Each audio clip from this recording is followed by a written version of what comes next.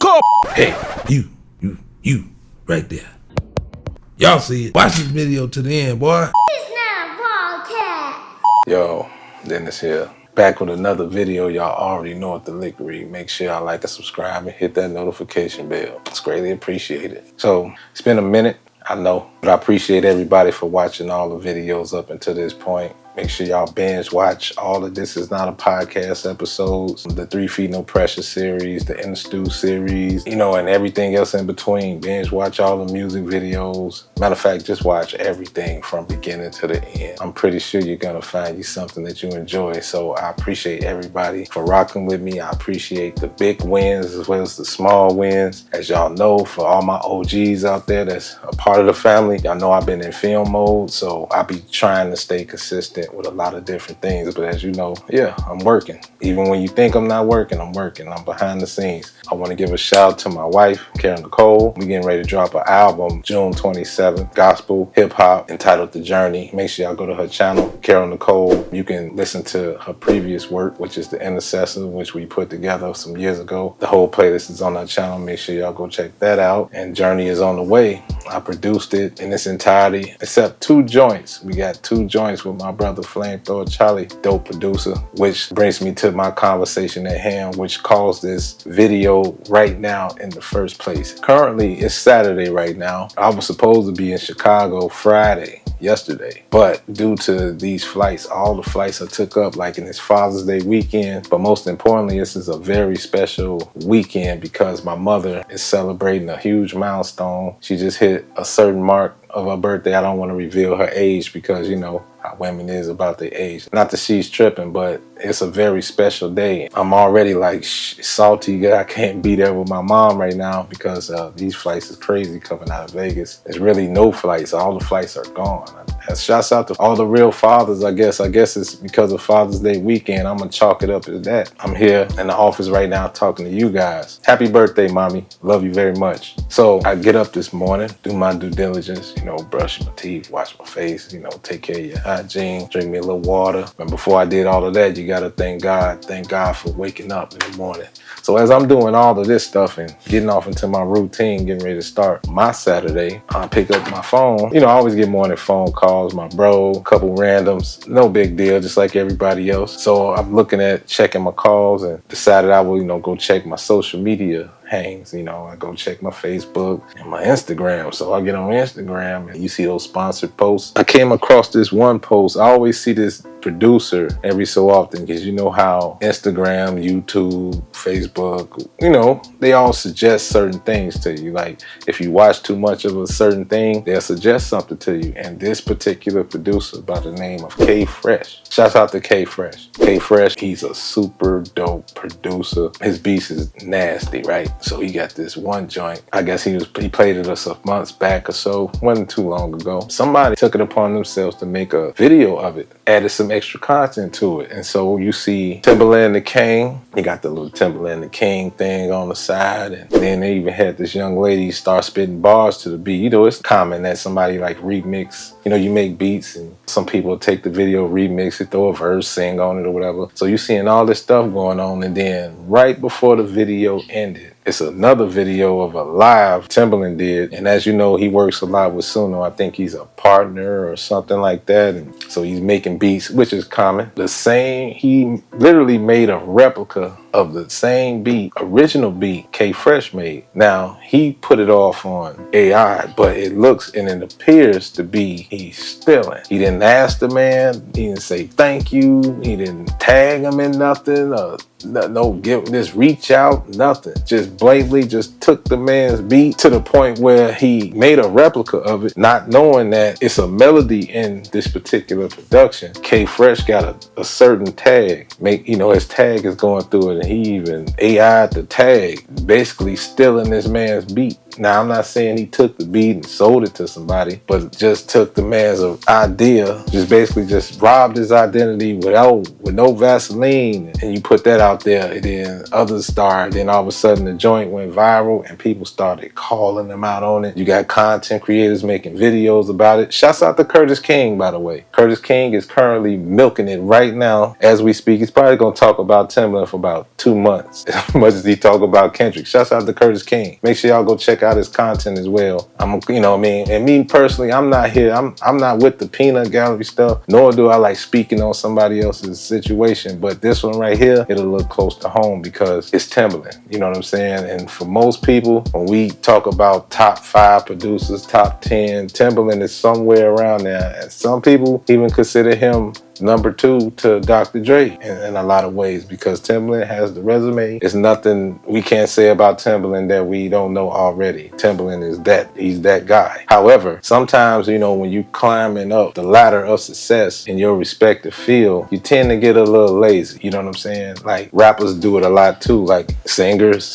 But it's okay because, you know, singers got writers. So they don't have to write from experiences unless you're a writer. You know, a lot of them just go get the writers to make them hits. Now with producers, you know, it's a certain protocol, I feel. It's just my opinion. If you disagree, okay, cool, we can agree to disagree. But this is my opinion, so that's that. So basically, usually, like Dr. Dre, let's take Dre for example. Now, Dr. Dre is, to me, is the one of the Obi-Wan Kenobi, the big dog, the top of the food chain. That's our Quincy Jones, basically. Dr. Dre, for years, basically put everybody in the car. It's what we like to call it back home in Chicago. We call it putting a person in the car. It's like a referral, or if you got a situation, you pull somebody up and pull them in and they can work their number, or whatever the case may be. Whatever the situation is, basically. It's putting somebody on. So Dr. Dre, you know, we got notable producers that's been under his regime, from the Daz Dillingers to the Scott Storches to the Mailmans and so forth and so forth. That list is long and probably even longer. Shouts out to Focus, another dope producer who's still with Dre. Much love to DJ Battle Cat. Much love to a lot of these different dope producers, and I'm pretty sure they carry on tradition by bringing someone else up as well. You know what I mean? But sometimes, now we just talking about top tier, but then you got mid tier and you got bottom tier, or people that's on the come up. I don't really like to, but it is levels to it, you know what I'm saying? Oftentimes, this type of thing happens. Some people get robbed for songs. Some people get robbed for beats. Some people get robbed for various different things and put their stamp on it. For example, it's been plenty of times where a lot of people got their songs took, verses, beats, ideas, everything, movies, all that. But if the person that's stealing got a bigger platform, they can control the narrative any way they want to, because it's a hell of a lot different than you having 1,300 subs to 13 million, or 13 million followers to your 1,300 followers. Those 13 million followers, they're gonna make their opinion up as we go, but we live in a magical world of social media. A lot of people got their stuff taken and robbed from when we didn't have social media at that time. But now, since 2023, 2024, there's been the years of exposure, and we are in 2025 at the halfway mark, going to 2026. And we are now experiencing the after effects of those previous 2 years, starting with, hey, we got Donnie T back in office. You see what's going on over there. The Hollywood and the music industry is in shambles. You know, all these lies and scandals is out here. You got these big wigs fighting for their lives, the P. Diddy's and so forth and so forth. I can't believe I'm saying these people's names. I feel like I'm name dropping. But this is what we see these days. In this particular situation, I just found it disturbing, because I'm all for the underdog, and this is one of the many reasons why I've been so anti-industry, and like my distaste for the music industry has been this way for years. The reason why, like, you know, when I started my journey as a rapper, getting into music. I wasn't even producing it, and the industry left a bad taste in my mouth to say, you know what, I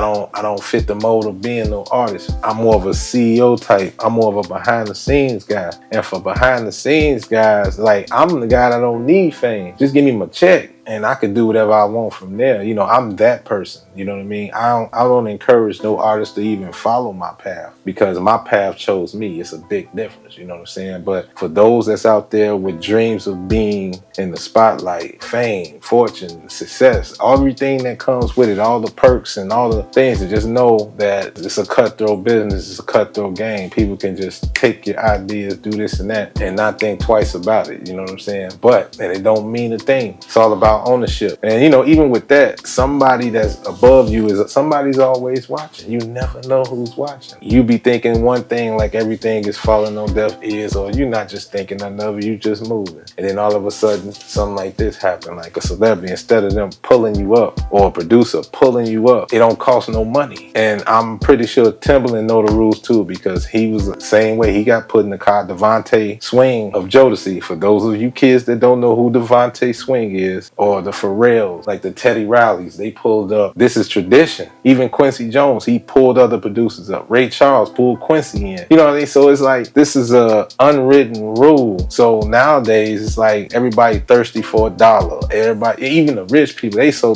cutthroat. People trying to come up and get ahead. You know what I mean? That's how I look at it, man. And in my day, you probably got your brains beat out, but that's a whole nother story, man. RP Payroll. I mean, everybody know the magical story in Chicago about the payroll and the Kanye West debacle. And it didn't fare out well for him. God bless his soul, man. And that's a whole nother story for another time. But off the camera, we tell this story every so often, man, because it's a cautionary tale, but it's a true story. And a lot of these things is happening today, or it happened in past, and this is what leads to damaged people. And as you know, hurt people hurt people. You know what I'm saying? And in the industry, even in the industry, those people that y'all idolize and the people that you look up to, those people are hurt people too. Because sometimes when a person hurts somebody, it creates a monster. I say that again. Sometimes when a person do wrong to you, it creates a monster. Sometimes you become that person. Like you become the thing that you despise, the thing that you hate because you was wrong. That's just like that scripture that says, hell hath no fury than a woman scorn. Like, you do a woman wrong, you got to be prepared what come with that. Or you do a person wrong in general, you got to be prepared what comes with that. So a lot of times, if you've been screwed, if you had a bad contract, if you've been done wrong, some people take the other route. Like, they'd be like, well, since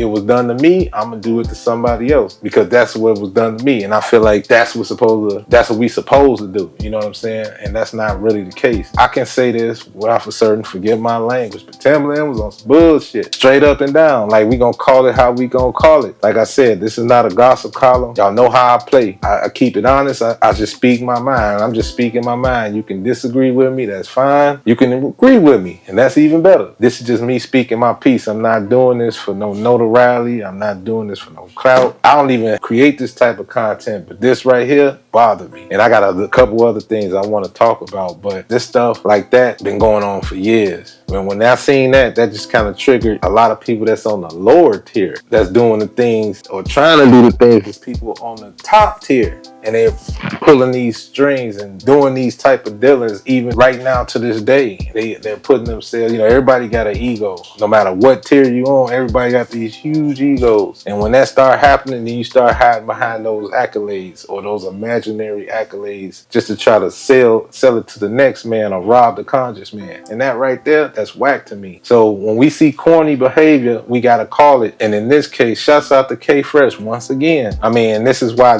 this situation is very important to a lot of people. And when we deal with things like this, it's almost, we gotta call it out now these days. It's almost like neighborhood watch. Not saying it's snitching, but you gotta call a person out on that bull. We gotta hold even our idols, our the people that we inspire to be like or inspired by. We gotta call them on their behavior. We gotta call them on that, because nowadays they into everything is for a quick buck. We don't know what their financial status, but that just lets you know everybody hustling. Everybody doing anything for $1 to make a quick buck or make a couple million, or just constantly robbing people. And when you get that kind of stench on your name after a while, it's like, it ain't too much you can come back from, especially if you don't hold yourself accountable. And I'm just saying, that situation, even if it's small, it's disheartening at the same time, because I was just sitting here watching some inserts from an interview with that brother talking to Mr. Curtis King once again, and he was talking about one situation. If you want to go watch it, go to Curtis King's channel and you can watch that actual interview. I'm not finna talk about the interview, but it was one insert that kind of stuck out to me. Timbaland obviously been ridiculed about the situation at hand, and someone asked him a question pertaining to the situation, and he was stating that he basically lied on live, saying that he reached out to K Fresh about how Ghostface, and I'm just paraphrasing, that Ghostface was inquiring about